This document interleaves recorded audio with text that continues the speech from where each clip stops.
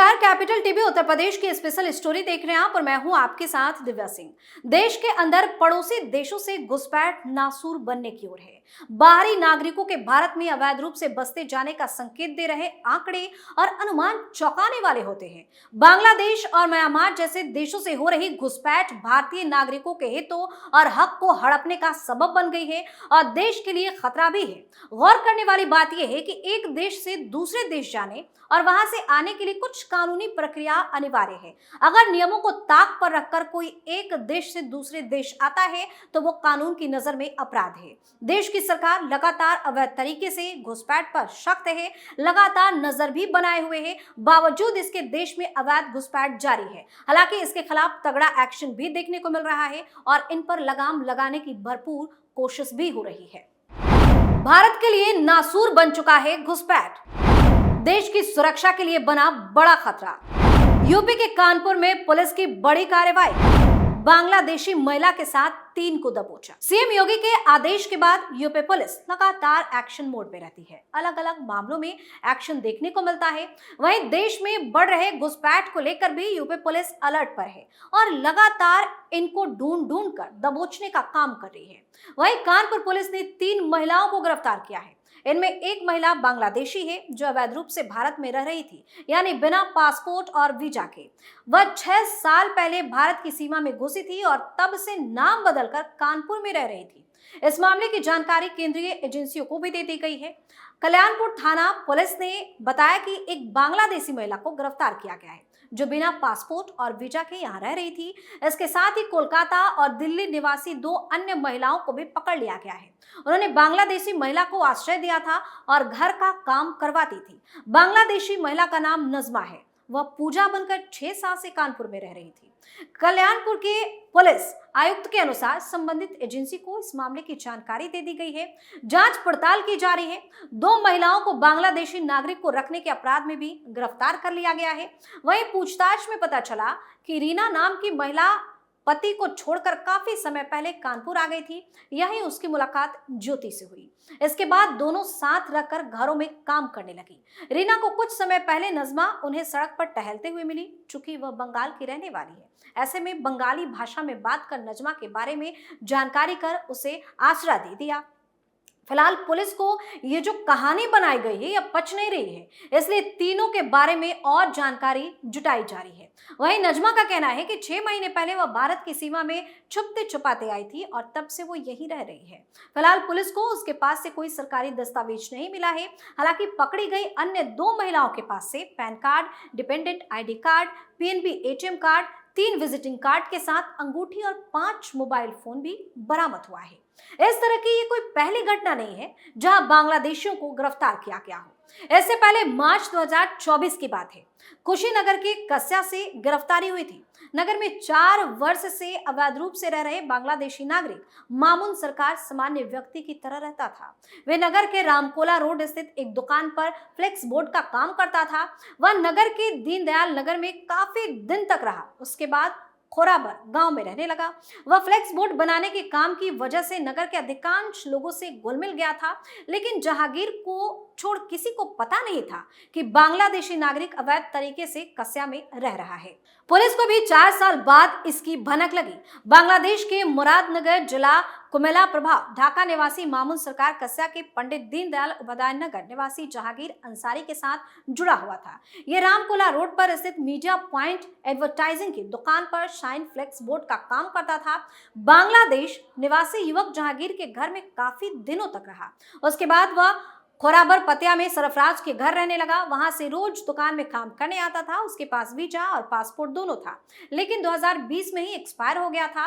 वह उसको सही कराने के लिए एक बार कार्यालयों का चक्कर लगा रहा था। लोगों की माने तो वह एक महिला से बातचीत भी करता था, उसे अपनी पति से तलाक लेने के लिए भी कहता था, उससे वह शादी करना चाह रहा था। इन हथकंडों के साथ यहाँ का नागरिकता वो पाना चाहता था। इसी दौरान स्थानीय प्रशासन को उसके यहाँ अवैध रूप से रहने की भनक लग गई और उसके साथी सहित पुलिस ने उसे गिरफ्तार कर लिया। गिरफ्तार बांग्लादेशी युवक कस्या नगर में सामान्य नागरिक की तरह से कार्य कर रहा था। किसी को भनक नहीं लग पा रही थी कि विदेशी नागरिक है। दुकान पर शाइन फ्लेक्स बोर्ड बनाने में माहिर था। दोनों के कारीगरी की वजह से दुकान अच्छी खासी चल रही थी, लेकिन पुलिस ने इन दोनों को गिरफ्तार कर लिया। वहीं अप्रैल 2024 में यूपी के रायबरेली से हैरान करने वाला मामला सामने आया। यहां पुलिस ने बांग्लादेश के रहने वाले 4 लोगों को गिरफ्तार किया। वो कई सालों से प्रदेश में रहकर बिजनेस चला रहे थे। पुलिस पूछताछ में आरोपियों ने कई राज बताए। उसके पास से बांग्लादेश का पासपोर्ट, भारत का पैन कार्ड, बैंक पासबुक समेत अन्य दस्तावेज भी बरामद किए गए। रायबरेली खीरों पुलिस को बड़ी कामयाबी मिली। खीरों पुलिस ने बांग्लादेश के रहने वाले 4 को एक ही बार में दबोच लिया। इनमें से 3 2022 में खीरों कस्बा में आकर यहीं बस गए थे। ये लोग खीरों, भीतरगांव और महारानीगंज कस्बा में प्राइवेट अस्पताल चलाते थे, जबकि एक मोराना उन्नाव में प्राइवेट अस्पताल चलाता था। चारों ने अपनी नागरिकता छिपाकर फर्जी तरीके से भारत की नागरिकता हासिल कर ली थी। उन्होंने आधार, पैन और पासपोर्ट बनवा लिया था। उनके खिलाफ मुकदमा दर्ज कर लिया गया। खीरों थाना प्रभारी निरीक्षक देवेंद्र भदौरिया ने बताया कि पकड़े गए आरोपियों में फिलहाल पुरानी बाजार खीरों में रह रहे थे। वहीं एक अन्य आरोपी प्रकाश हलधर बांग्लादेश के रहने वाला है। इनमें से कमल ने खीरों कस्बा के अरतहर रोड में, तन्मय में, भीतरगांव में और मंतोष ने महारानीगंज बाजार में चांसी दवाखाना खोलकर अपनी बिजनेस शुरू की और ये लोग बिजनेस ही कर रहे थे। आरोपी प्रकाश ने मोरावा उन्नाव में चांसी दवाखाना खोल लिया था, वहीं पे रहता था। कमल ने साल 2016 में खीरों कस्बा आकर अस्पताल चलाना शुरू कर दिया। उसने साल 2022 में पुरानी बाजार खीरों में मकान भी खरीद लिया, जबकि मंतोष और तन्मय 2022 में आकर खीरों कमल के पास रहकर महारानीगंज और भीतरगांव में अपना अस्पताल चला रहे थे। वहीं प्रकाश लगभग 30 वर्ष से मोरावा कस्बा में दवाखाना खोलकर रहता था। चारों के पास से अहम दस्तावेज भी बरामद किए गए। वहीं अप्रैल 2024 की ही खबर है। गाजियाबाद जिले के कौसाम्बी क्षेत्र में आधी रकम में डॉलर देने का लालच देकर लोगों से धोखाधड़ी करने के आरोप में एक महिला समेत 5 बांग्लादेशी नागरिकों को गिरफ्तार किया गया। पुलिस उपायुक्त निमिष पाटिल ने बताया था कि पुलिस ने कौशाम्बी क्षेत्र में बांग्लादेशी नागरिकों साबिर, अब्दुल रहीम, अमन, नवीन शेख और रुखसाना को गिरफ्तार किया है। इनके पास से अमेरिकी डॉलर और डॉलर के 5 नकली बंडल, 5 Aadhaar card, 3 PAN card, 17 SIM card और 15 मोबाइल फोन भी बरामद किए गए। उन्होंने बताया कि गिरफ्तारी से पहले इन बांग्लादेशी नागरिकों को जांच के दौरान संदेह के आधार पर हिरासत में लिया गया था।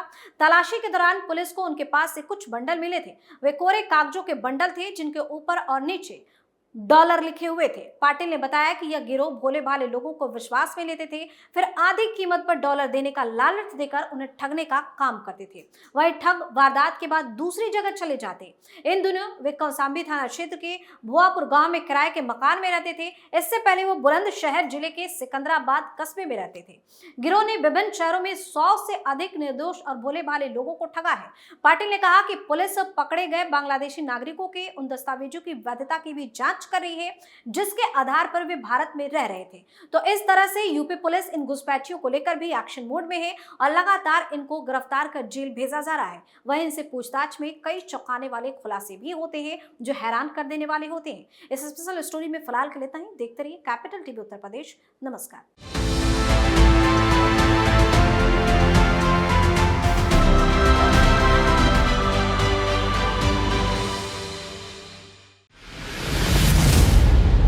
मैं राजनीति करता नहीं, पर राजनीति को बहुत गहरे तक समझता हूं। मैं लोगों के बीच रहता हूं, लोगों के मन को अच्छे से जानता हूं।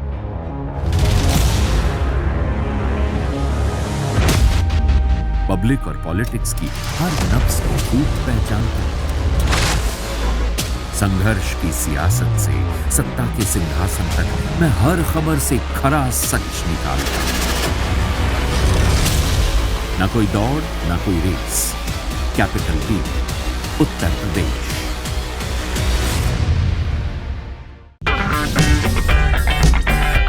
अगर आपको हमारा वीडियो पसंद आया हो तो इसे लाइक करें, हमारे चैनल को सब्सक्राइब करें और हाँ, बेल आइकन दबाना ना भूलें ताकि आप तक हमारे वीडियो की नोटिफिकेशन पहुंचती रहे।